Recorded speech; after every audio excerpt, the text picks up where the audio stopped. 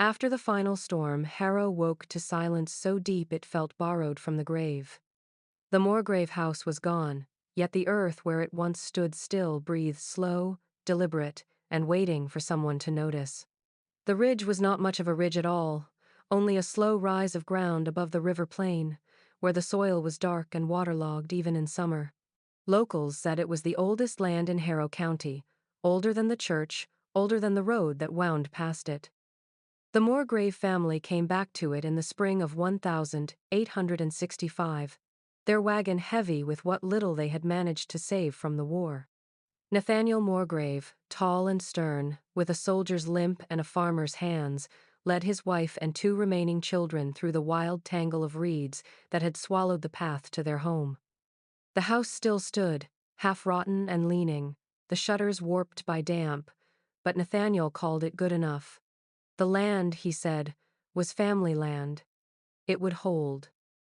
The people of Harrow did not argue, but neither did they visit. They remembered too well what the ridge had been before the war, a burial ground when the lower fields flooded, a place where the coffins rose in spring like driftwood from the softened earth.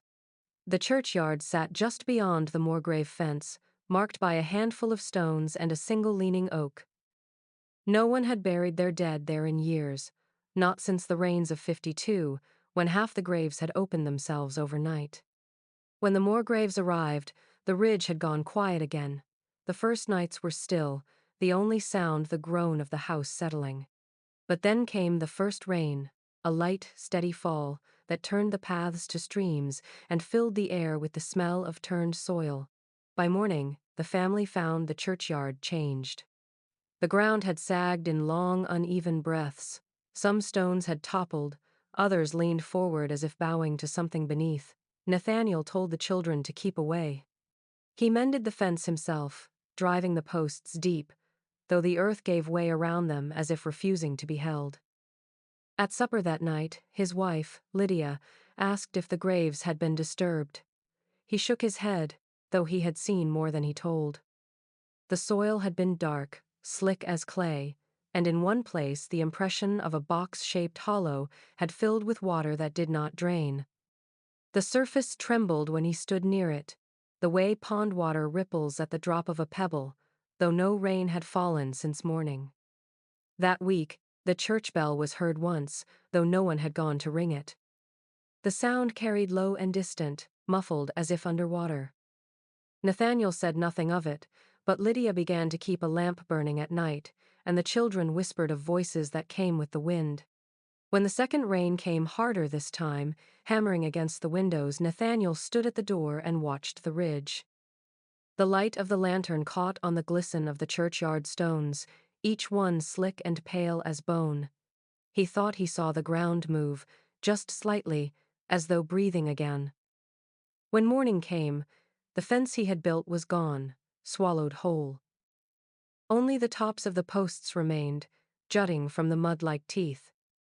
No one in the village spoke of it, but by the end of that season, every grave on the ridge had sunk, leaving shallow pools that reflected the sky. On still days, the reflections wavered, showing clouds that weren't there and sometimes faces no one recognized. The fever took Elsie in less than a week. It began with a flush in her cheeks, then a stillness that no medicine could break. Lydia sat by her bed through each night, pressing cool cloths to her forehead, whispering prayers that sounded more like bargains. Nathaniel said little.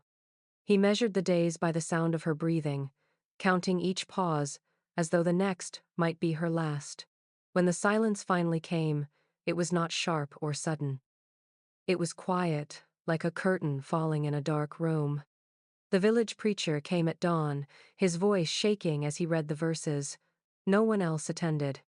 The ground behind the house had already been chosen the highest point on the ridge, where the soil was thin and the grass grew in patchy, pale tufts.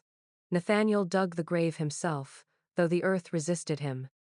The shovel struck roots where none should have been, and water seeped up through the bottom of the hole before he had reached his mark. By the time the coffin was lowered, the edges of the pit were caving inward. He tamped the dirt as best he could, heavy-footed and deliberate, each motion a denial of what he already feared. Lydia placed a small wooden cross at the head and laid Elsie's ribbon on top.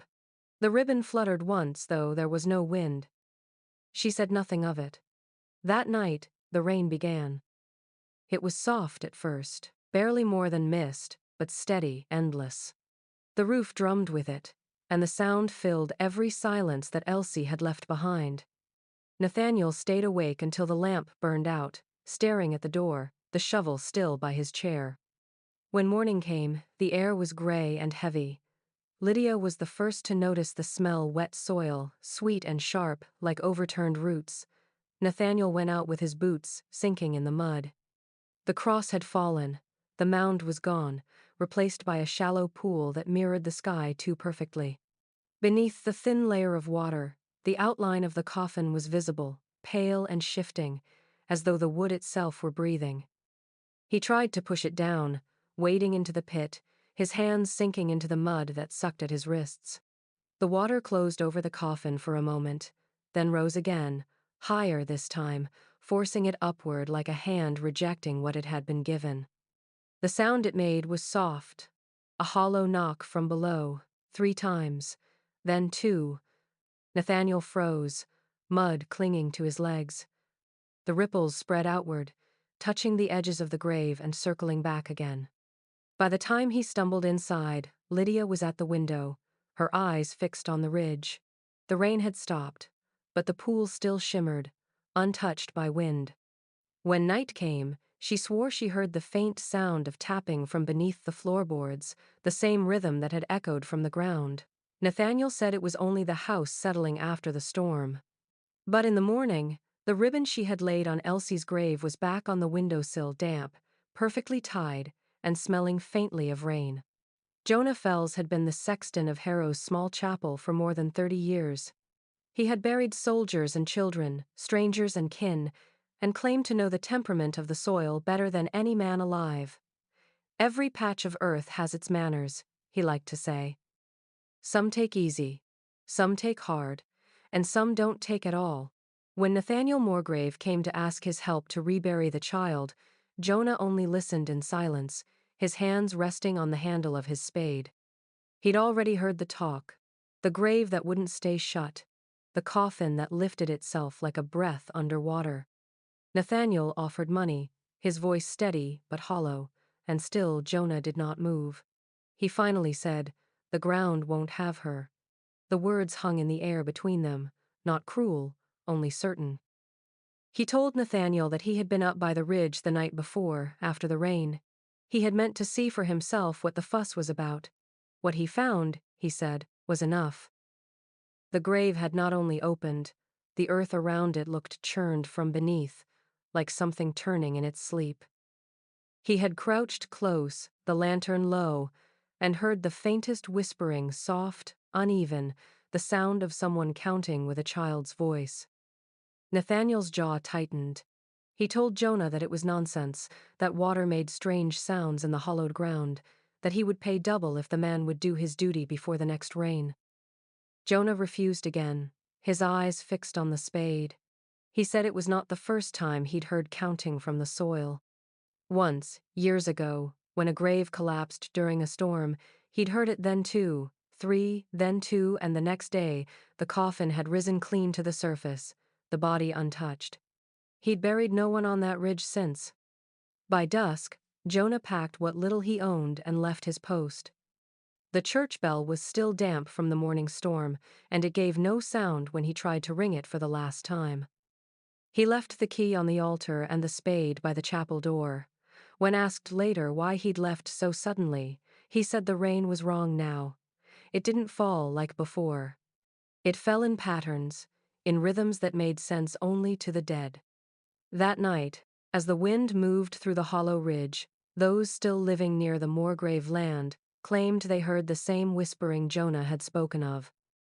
It came between the raindrops, soft as breath, the words too faint to understand but unmistakably human. Nathaniel went out once more to the grave and found the soil packed tight, as if someone had worked through the night to seal it.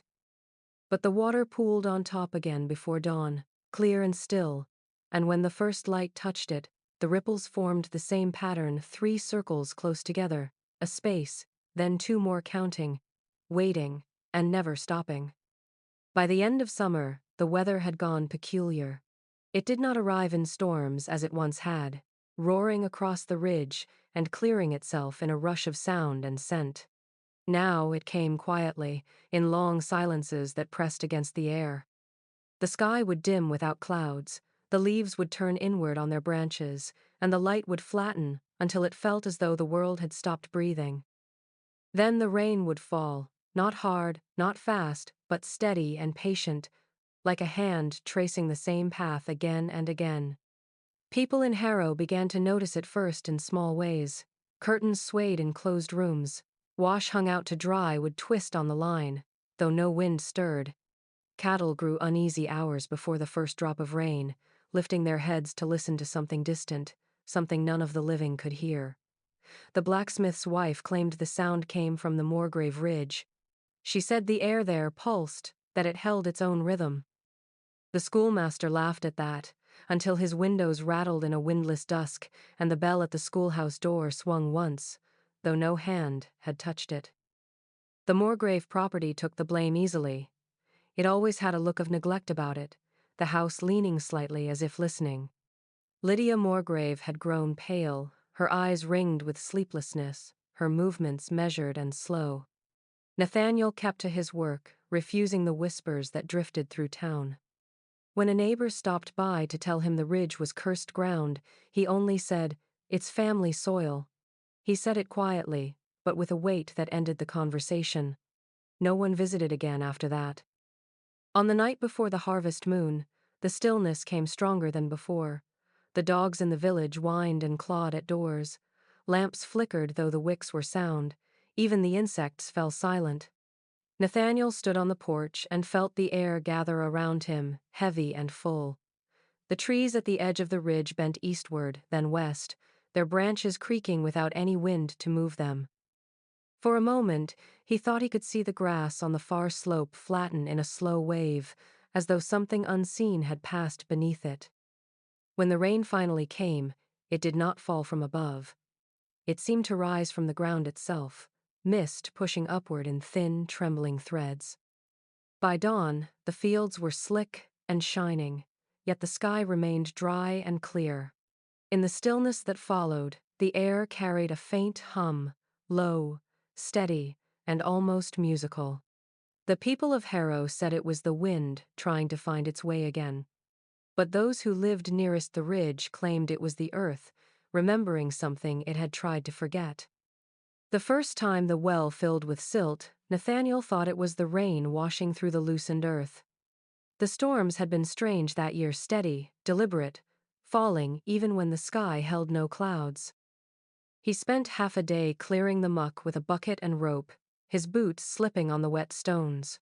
When the last of the water drained, the bottom gleamed clean again, and he told Lydia it was nothing. But by the next morning, it had returned, thicker than before, coating the bucket in a red-brown film that clung to the iron like blood dried too long in the air. The water that followed ran clear, but only after a momentary pulse of color, a deep rust that spread outward in veins before vanishing. It left the taste of copper on the tongue, faint but undeniable. Lydia stopped drinking from it, using water from the creek instead, though even that began to smell faintly of soil after each rain. Nathaniel said the well was old. That stone shifted. That silt moved through the ground like breath. He said it too often, until his own words sounded rehearsed. By the third rain, the silt was no longer soft. It came up in clumps, heavy and wet, like something that had been packed by hand. Nathaniel hired a mason from the next county to repair the lining. The man arrived in the afternoon, whistling as he set his tools beside the well. He worked until dusk, muttering to himself about the peculiar weight of the stones, how they sweated even in the cool air. When he called for Nathaniel to look, his voice carried a note that was not quite fear but close to it.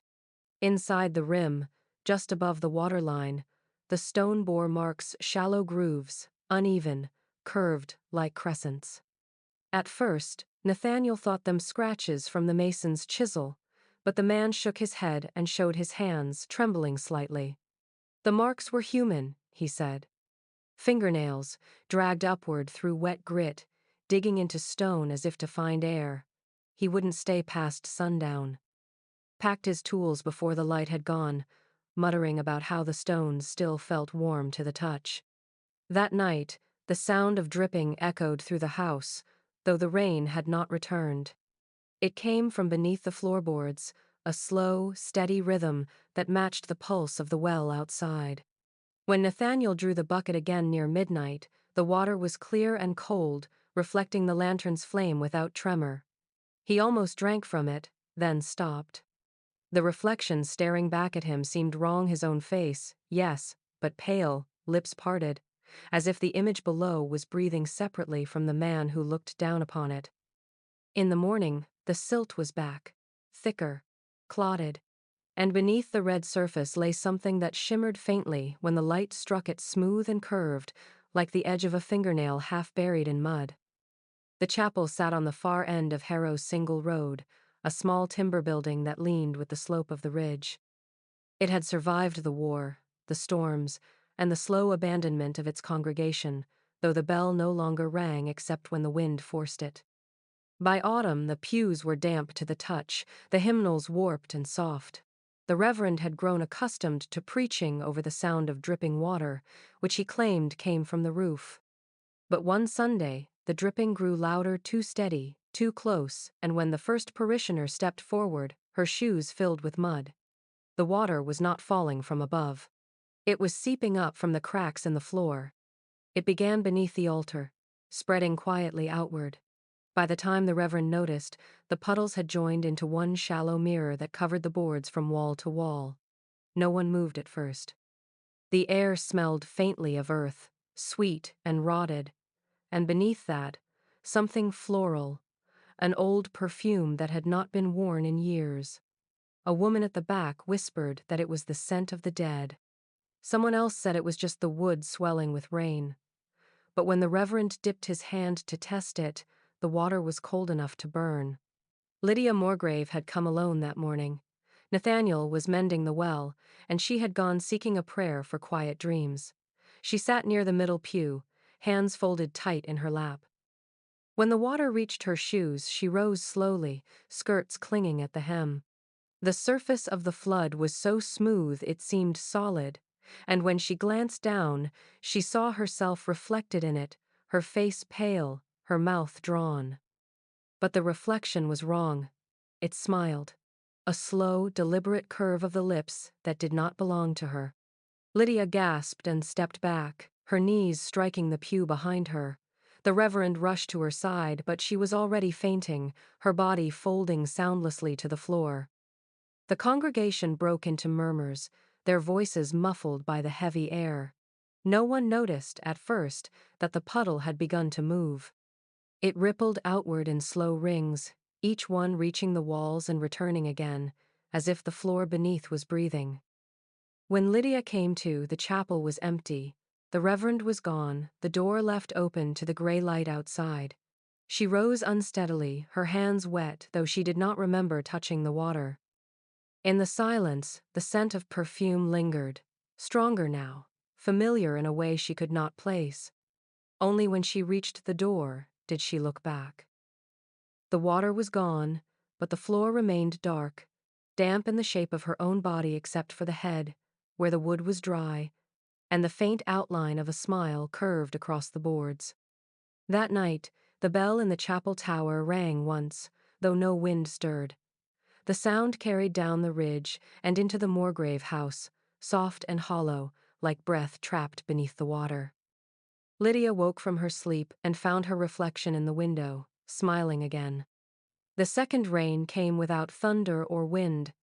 It began in the hours before dawn, falling so quietly that the sound of it seemed to come from within the house rather than outside.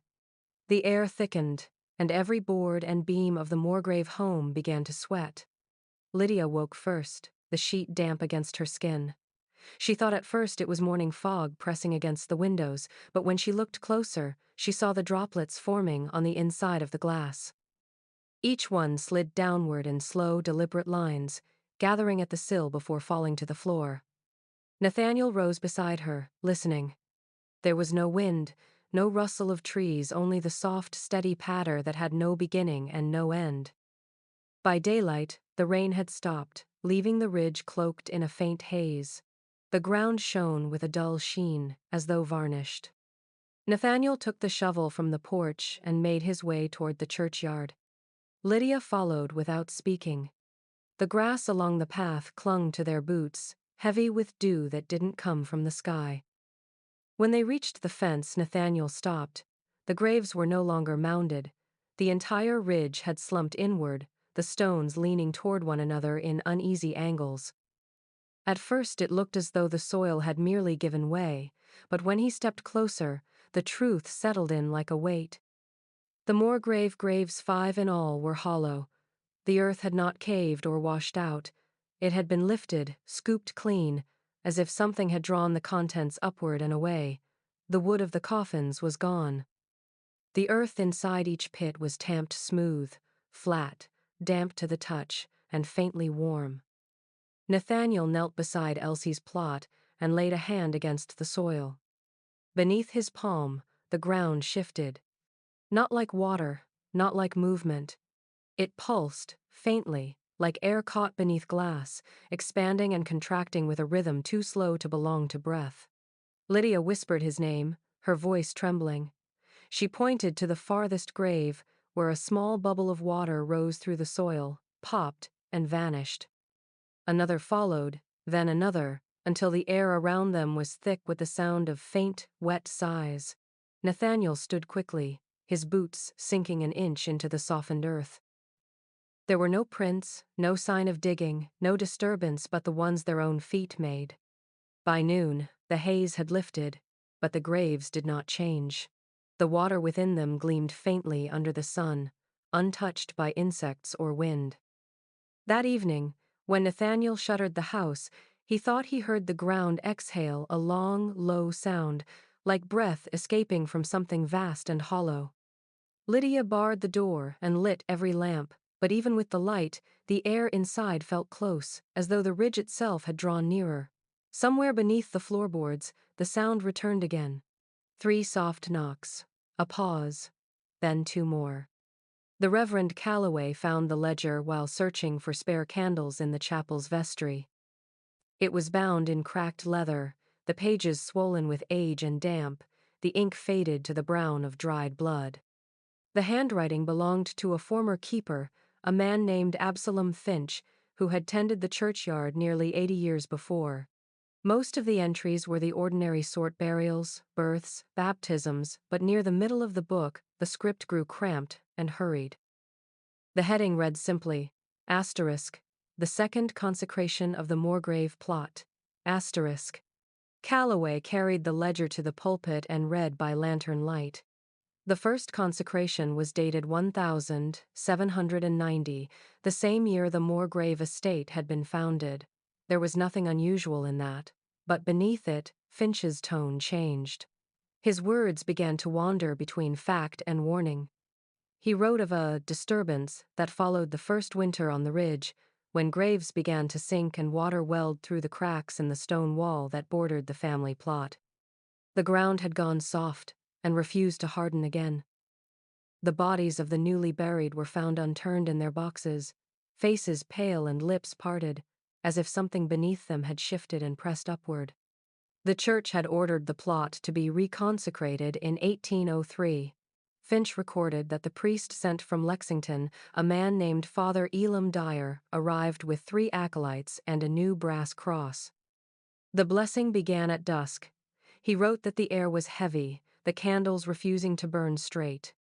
The prayers were spoken over each grave in turn, and when they reached the oldest, the one belonging to Margaret Morgrave, the wind rose from nowhere. The cross slipped from Father Dyer's hand and sank into the ground as though swallowed. The men fell silent. Finch described hearing a sound that came from below, wet and deliberate, like something stirring in mud. The priest ordered the others to continue, though his voice broke on the last verse. The final entry in Finch's hand ended mid-sentence. A note from another, written in different ink and steadier script, took its place. Asterisk Father Dyer is gone. The rites are concluded by necessity. His robes were found folded at the edge of the fifth grave. The ground beneath them was warm. Asterisk. Calloway closed the ledger and felt a thin sheen of moisture on his palms. The candlelight trembled, though the air was still. He thought of the Morgrave Ridge, of the graves that would not stay shut, and for the first time since arriving in Harrow, he felt a certainty that prayer would not reach whatever waited under that soil. When he looked back toward the vestry, the door was open, and the floor beneath it glistened faintly, as if something had passed through just moments before, leaving the faint smell of old perfume and wet stone. It began on a windless evening, when the light seemed to linger too long over the ridge. The air was heavy, thick with the smell of iron and wet bark, though no rain had fallen that day. Harrow's streets were quiet, shutters half drawn as the villagers waited for the next storm. Everyone had grown used to the patterned days of stillness, then the slow, relentless rain that seemed to rise from the ground instead of falling from the sky. But that evening was different. The stillness carried a tension, a faint hum that trembled through the trees and fences, the kind of silence that precedes a sound too large to name. At the edge of the chapel yard, puddles lay in the ruts of the old path, shallow and still. Then, one by one, the drops began to rise. They lifted delicately from the surface, tiny beads trembling against the air before drifting upward like reversed tears. Some hung there for several seconds before vanishing altogether. Those who saw it, two farmhands walking home from the mill, swore the puddles never rippled, never lost their shape. The water simply unmade itself, drawn back toward the sky in a slow procession, as though the earth was exhaling something it had held too long. Not long after, Lydia Morgrave was seen near the churchyard gate. Her white nightgown clung to her legs, soaked to the knees though the air was dry. She moved barefoot, her steps soundless on the wet grass. The farmhands called out to her, but she did not turn. She walked straight toward the graves, her hair hanging in a pale tangle down her back. The light from the chapel window caught her face just long enough for them to see that her eyes were open and fixed on something high above her, something they could not see. When they followed, she was standing among the headstones, hands lifted slightly, palms open. The puddles around her shimmered faintly, and the same strange motion began again. Droplets rose, one after another, passing her face, catching in her hair, sliding along her arms before vanishing into the air. It was as if the rain had been waiting for her to return. The men dared not go closer. They said her reflection appeared beneath her feet in the water, though it did not move as she did. It smiled faintly, even when her expression was still. When she finally turned to leave, the water fell again, striking the ground in a single soft patter, as though time itself had been reversed. By morning, the grass on the ridge was dry, and Lydia could not remember leaving her bed. Nathaniel found her shoes by the chapel fence, filled with clear water that did not spill when he lifted them. The puddles on the road had hardened overnight, their surfaces smooth as glass. Those who stepped on them said they could still see faint ripples beneath the frozen skin, as if something below was waiting for the next storm to rise again. The first of the knocking began after the third night of rain, faint and uncertain, as though someone were testing the boards from below. It came just before dawn, when the village was quiet enough that even the smallest sounds carried. 3 knocks, a pause, then 2 soft, deliberate, and strangely hollow, as if echoing through a body of water rather than through air. At first, people blamed the shifting ground. The rains had been heavy, and Harrow's soil was soft even in dry weather. But as the days passed, the sound spread from house to house until no one could claim to have slept without hearing it. The blacksmith's wife was the first to speak of it openly. She said the noise came not from the cellar, but from beneath the foundation itself, and that when she pressed her ear to the floor, the knocking was joined by another sound, a low hum, faint but steady, like the vibration of something enormous moving far below the surface.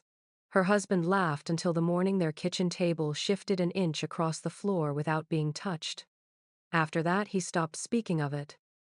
Children began to mimic the rhythm without knowing why, tapping spoons on tabletops or knocking against door frames in that same unbroken pattern. 3. Pause. 2. Parents scolded them, but the habit spread. Even the animals seemed to sense it. Dogs refused to sleep indoors, whining and scratching to be let out before the knocking began. Chickens huddled in corners, heads low, refusing to roost. In some homes, the floors dipped slightly, the corners sagging toward the center of the room. The ground beneath had begun to soften, sinking away from itself. Nathaniel Morgrave noticed it one morning while walking the length of the ridge. The path to the chapel felt uneven underfoot, the earth giving just slightly with each step. When he stopped to listen, he could hear the rhythm faintly, 3 dull thuds, a breath, then 2 more rising through the soles of his boots. It was not a sound one heard so much as felt, a slow pulse that settled deep in the chest. He knelt and pressed his hand to the dirt. The vibration met him there, alive and certain, like something trapped but patient. By the following week, several houses had tilted. The carpenter's cottage near the river leaned so far to one side that the windows stuck shut. He swore the ground beneath his home was breathing, that at night he could hear water moving just below the surface, as though the earth itself had turned hollow.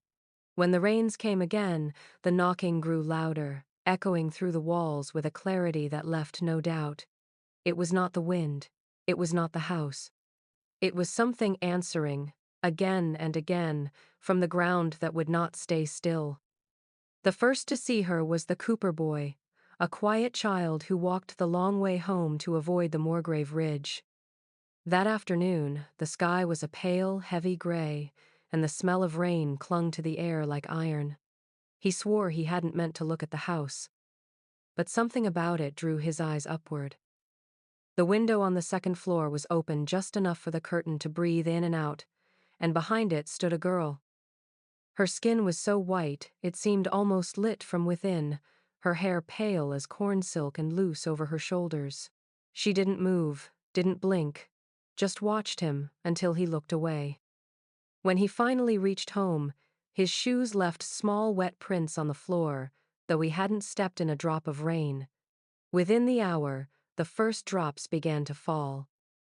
By the end of that week, 2 other children told the same story. They had seen her from the schoolyard during lessons, standing at that same window, hands pressed to the glass as if trying to feel the air outside. One girl said she waved, but her fingers didn't move like a person's, they bent all at once, slow and stiff, like the hinges of a doll's hand. Another swore the girl smiled at her, but her mouth hadn't changed shape.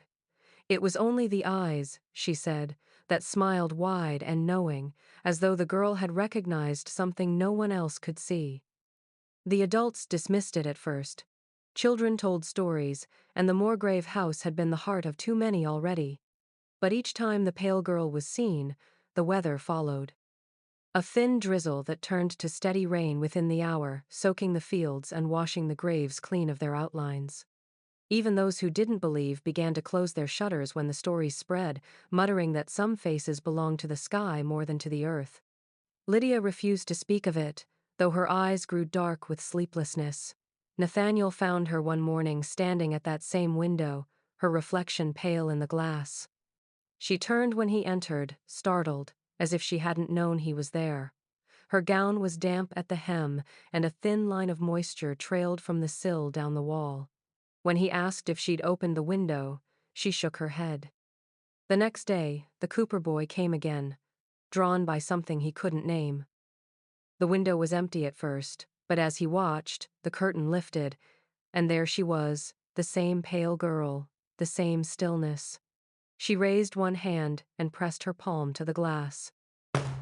A moment later, the first raindrop touched the boy's cheek. By the time he ran home, the storm had broken, and from the ridge, the Morgrave house shone like a lantern in the rain, every window glistening with the slow slide of water from within. The farmer, alias Crane, had worked the same stretch of field beside the Morgrave Ridge since before the war. The soil there was rich and dark, fed by years of floods that rolled down from the higher ground, and he swore it grew the thickest corn in the county. But that autumn, the earth had changed.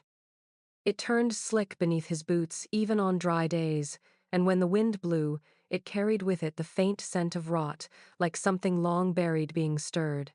Still, he worked the land.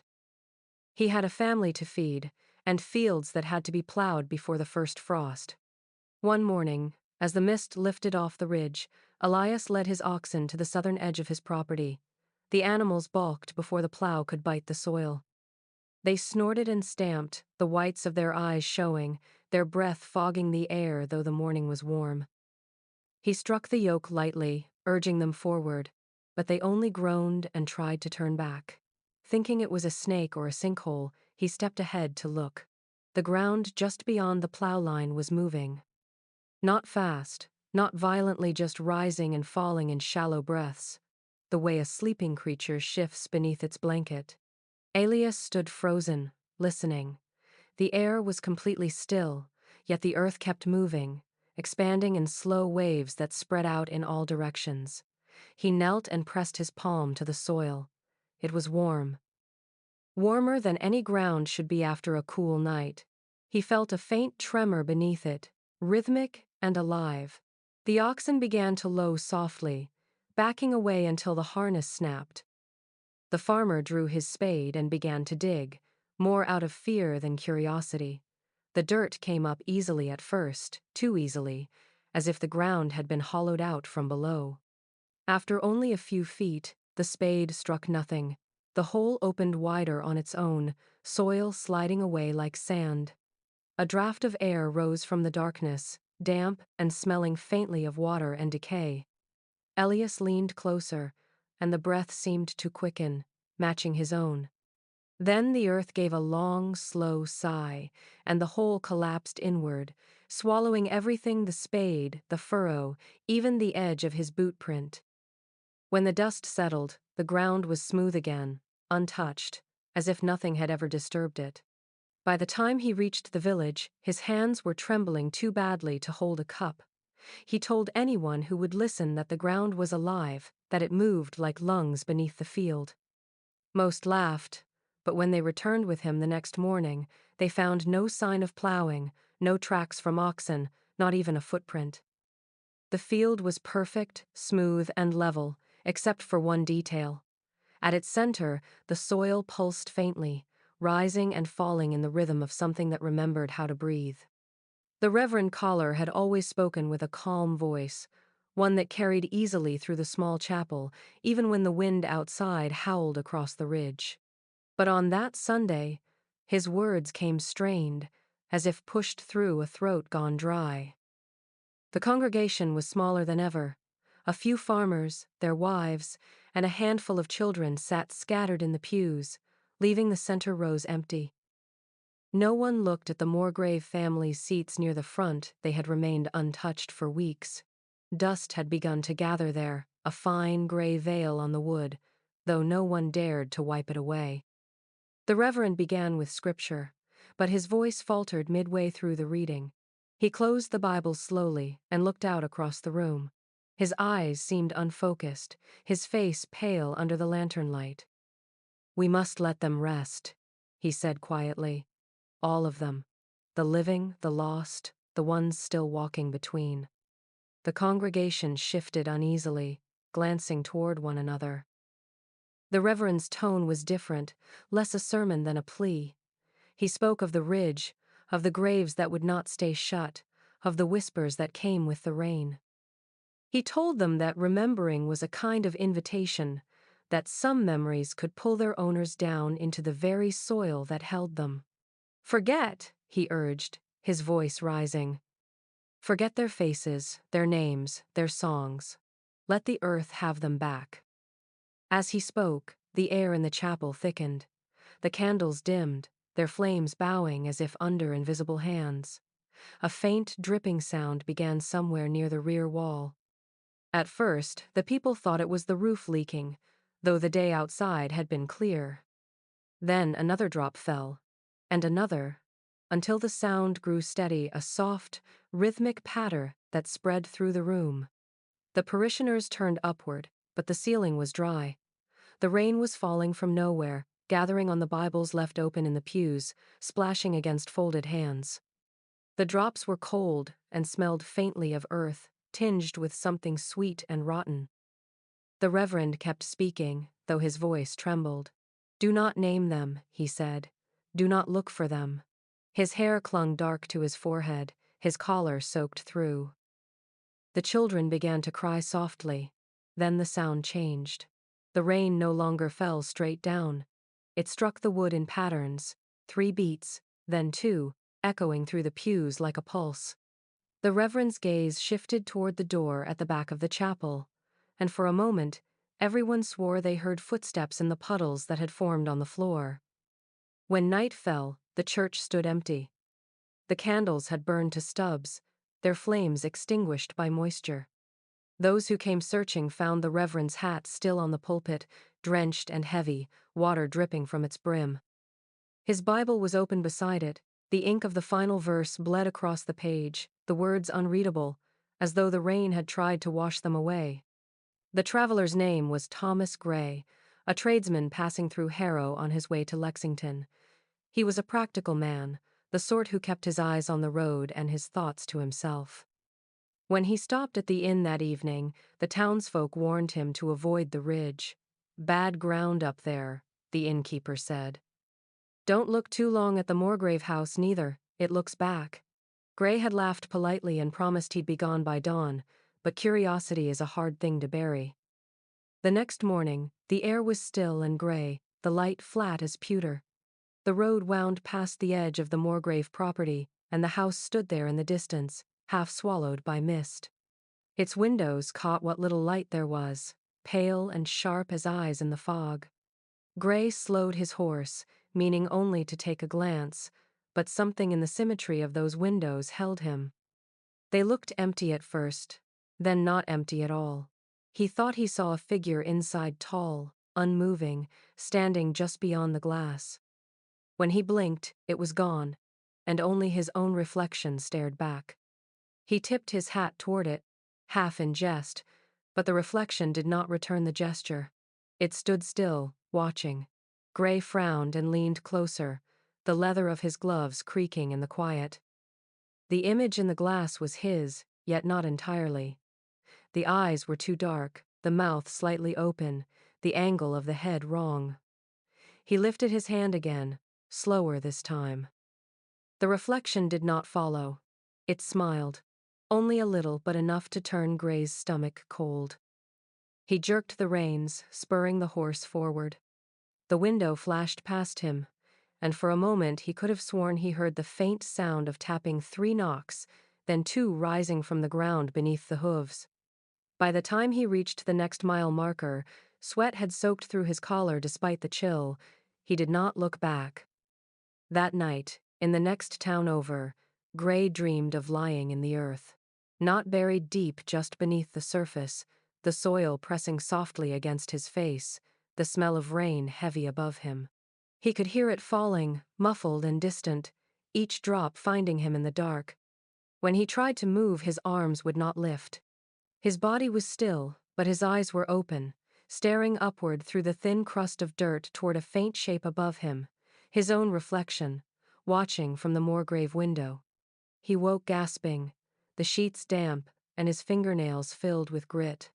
The innkeeper found him at sunrise, sitting on the edge of the bed, boots on, staring at his hands. When asked if he was ill, Gray said only, "I must have dreamed the wrong way up." Then he left without breakfast, and no one in Harrow ever saw him again. But the next traveler who passed the ridge swore there was a faint shape in the Morgrave window, its face pale and smiling, frozen in the posture of a man tipping his hat. The rain began on a Wednesday night and did not stop. It came without wind or thunder, falling in long, even strands that turned the air to glass. By morning, the fields were slick, and the road to the ridge had vanished under a sheet of water. Every ditch, every hollow filled until the land looked like a shallow lake. Yet the Morgrave graves, perched higher than the rest, remained untouched. The water pooled around them, lapping at the edges, but never climbed above the rims. It sank instead, vanishing into the soil as though the earth itself were drinking. By the second day, the rain had thickened to a constant hiss, steady and smothering. The sky hung low, colorless, and no sound carried more than a few yards. Nathaniel worked to keep the water from the house, digging trenches until his hands bled. But each channel he carved filled again within minutes, the runoff disappearing in spirals where it should have spread. Lydia watched from the window, her reflection blurred by the water running down the panes. She said the earth looked thirsty, as if it had been waiting for this. The villagers came only as far as the church before turning back. They could see the ridge from there, what remained of the fence, the tops of the gravestones glinting like teeth above the flood. Some swore they saw movement beneath the surface, faint shadows drifting in slow circles around the Morgrave plot. They weren't bodies, the shapes didn't float. They lingered just below the skin of the water, suspended, as though the ground beneath was holding them close. One boy said he saw a hand, pale and thin, pressing upward before dissolving back into the rain. His mother slapped him for lying, but she didn't go near the ridge again. By the third night, the entire property was half submerged, yet the graves stood higher still, untouched islands in a sea that kept swallowing itself. Nathaniel slept in a chair by the door, the shovel across his knees. The sound of the rain had changed it, no longer drummed against the roof but whispered, a steady murmur like a voice behind the walls. Lydia woke once to find him gone, the door ajar, the lantern flickering in the wet wind. She followed his tracks to the edge of the yard and saw him standing knee-deep in the water, staring toward the churchyard. The surface shimmered faintly, and for a heartbeat she thought she saw faces there, pale and blurred, looking up through the rain. When she called his name, the faces vanished, and the water rippled outward, in 5 slow circles, 3 close together, a pause, then 2 more. By dawn, the storm had eased to a mist, and the land was unrecognizable. The trenches, the fence, the road, all gone. Only the Morgrave graves remained, dry and untouched, their surfaces gleaming with a faint sheen, as if the rain had never fallen at all. When the storm finally broke, the air felt scraped clean, the silence too sharp after 3 days of unbroken rain. The village road was a trough of mud, and the fields had turned to shallow ponds that reflected the gray sky. By afternoon, people began to climb the ridge to see what the water had left behind. They moved in cautious groups, boots sinking, the smell of wet earth clinging to their clothes. From a distance, the cemetery looked unchanged, the same small slope, the same leaning stones, but as they drew closer, something felt wrong. The ground was smooth where it should have been rough, the paths between the graves gone, as though the soil had been pressed flat by something vast and heavy. It was the mason's boy who noticed it first. The stones were not where they should have been. Entire rows had shifted, sliding inches or in some cases feet from their foundations. Some faced the wrong direction, turned away from the church. Others stood closer together than before, so close their bases touched, as if the names they bore were huddling. The writing on several had been scoured away, not by water or time, but by something that seemed to have rubbed the surface smooth with careful, deliberate pressure. On a few, new letters had appeared not carved, but written in mud, dark and wet, as if drawn by a finger from beneath the soil. The word repeated most often was a name. Morgrave. It appeared again and again, smeared across stones that had never belonged to the family. One on a child's grave, another over a soldier's, a third over a headstone so old no one remembered who lay beneath it. 5, 6, 7 times, the name returned, uneven in shape but perfect in rhythm.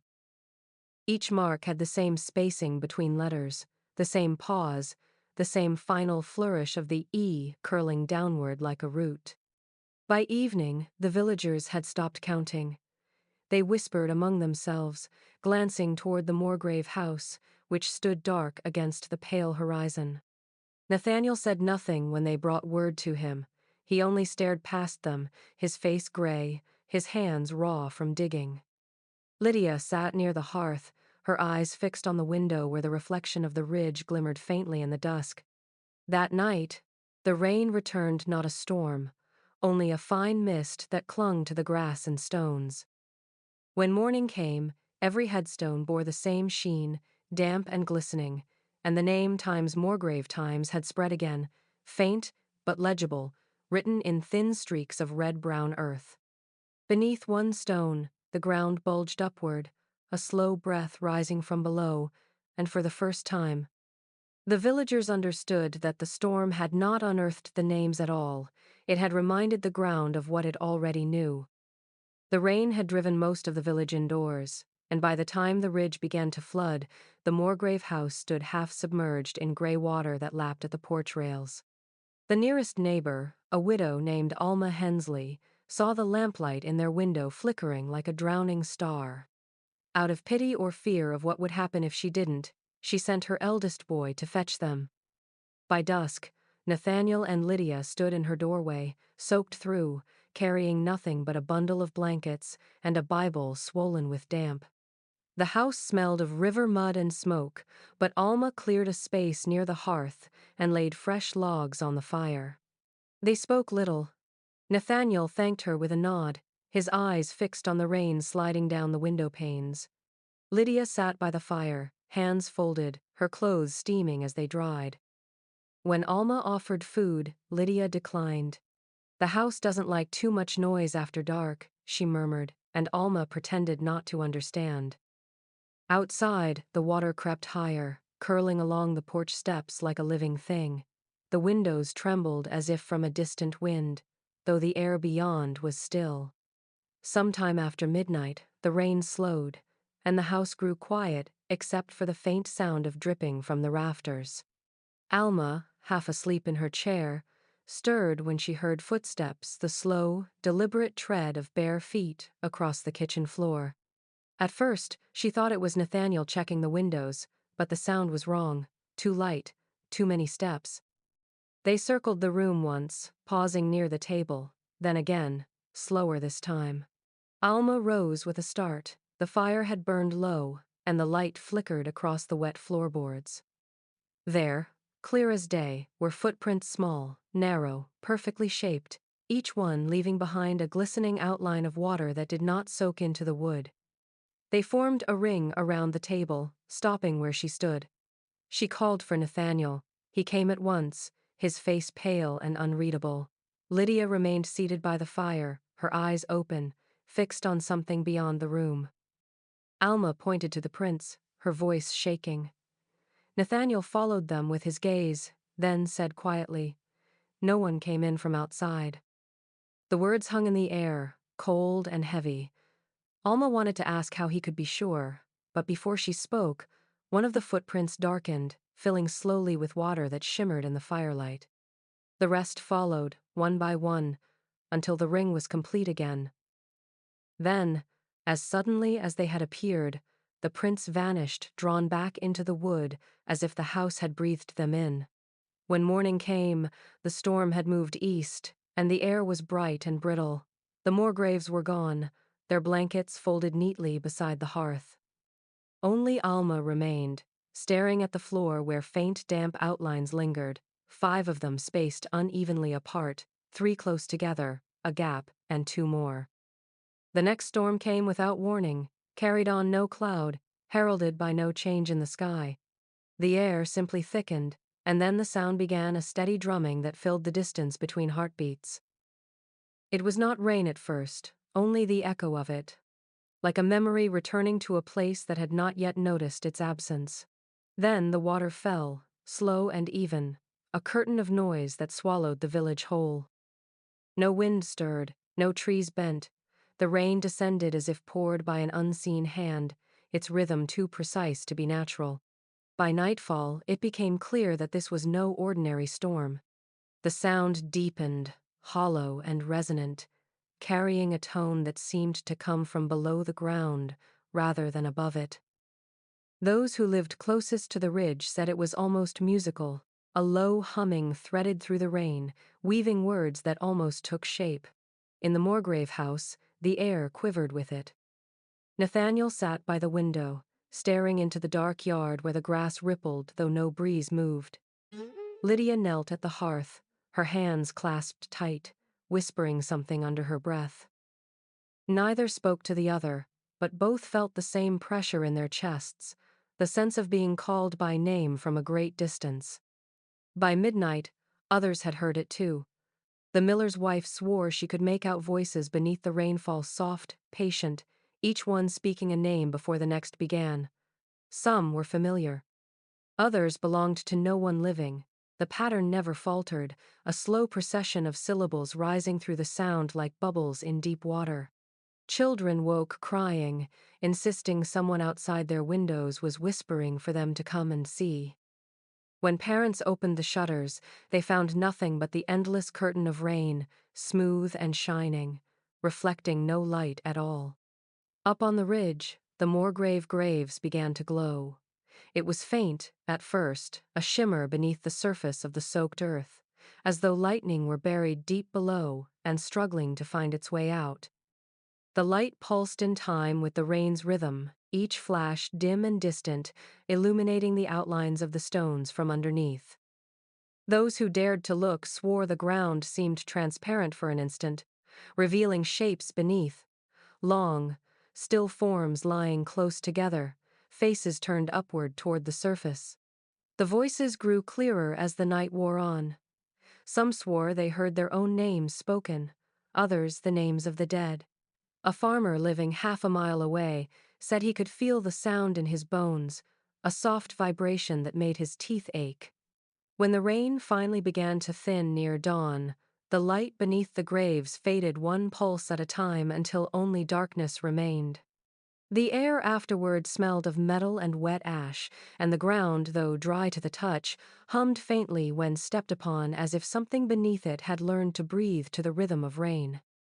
The sinking began just after midnight, though no one in Harrow noticed at first.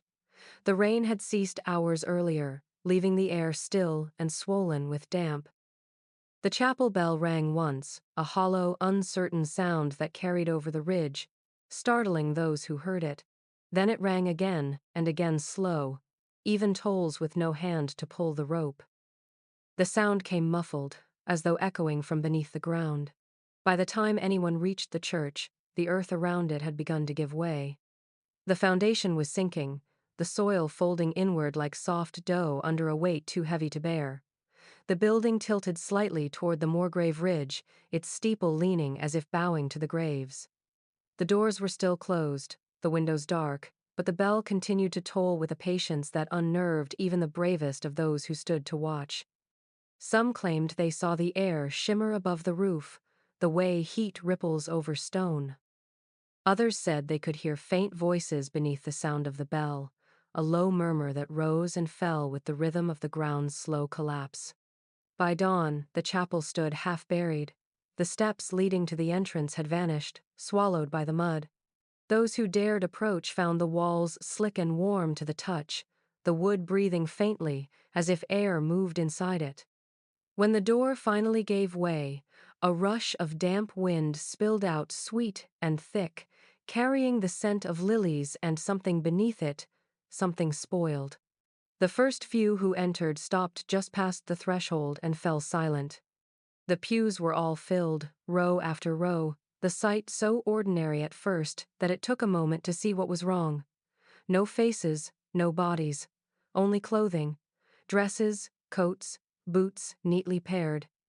Children's shoes beside shawls, each set folded carefully as if the owners had slipped out of them and vanished. The garments were dry despite the air, untouched by mud. A Bible lay open on the pulpit, its pages fluttering, though no wind stirred. The bell above continued its endless tolling, the sound hollow and constant. By midday, the diggers arrived, but the more they worked, the deeper the church seemed to sink. The ground refused their efforts, swallowing each shovelful as though repairing itself. The air grew sweeter, heavier, until one by one, the men dropped their tools and backed away, their faces pale and wet with sweat. From the doorway, the lilies' scent followed them, mingling with the odor of decay until the two were indistinguishable. That night, the bell stopped. The silence that followed was worse than the sound. In the morning, the chapel was gone. Only a shallow depression marked where it had stood, filled with stagnant water and faint reflections of pews that were no longer there. Those who lingered swore they heard the faint echo of cloth moving beneath the surface, the rustle of sleeves and skirts settling themselves for worship below the earth. The final rain came without sound. It began sometime in the black hours before dawn, falling not as drops but as mist, a fine, silvery vapor that drifted down in sheets so thin it seemed to rise from the ground as much as descend from the clouds. The air held no wind, no scent of thunder or earth, only the faint sweetness of decay that now clung to everything on the ridge. By first light, the Morgrave house was gone. Where it had stood, the ground lay smooth and dark, gleaming as though newly varnished.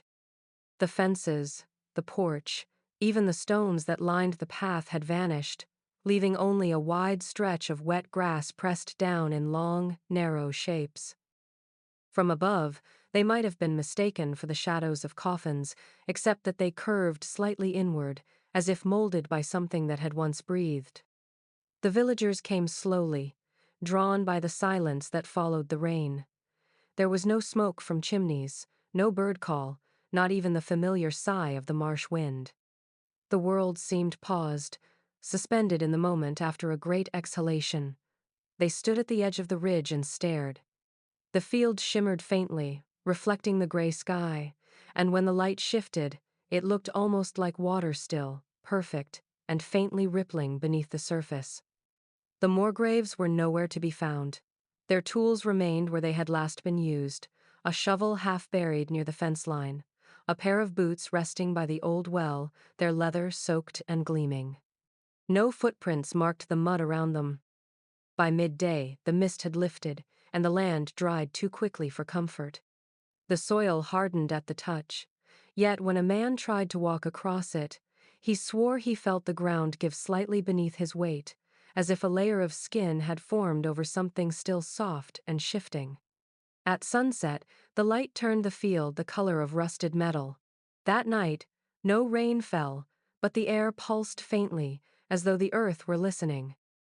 When morning came, the graves in the Morgrave plot were sealed again. The headstones stood clean, their inscriptions sharp and unweathered, though the villagers swore they had been half erased the day before. The ground between them was smooth, unmarred by roots or stones, and when the sun hit it, a thin sheen of moisture appeared, vanishing as soon as it was noticed. Some said it was only dew, but those who lingered claimed otherwise. They said that if you stood there long enough, the earth would shift beneath your feet, not much, just enough to feel.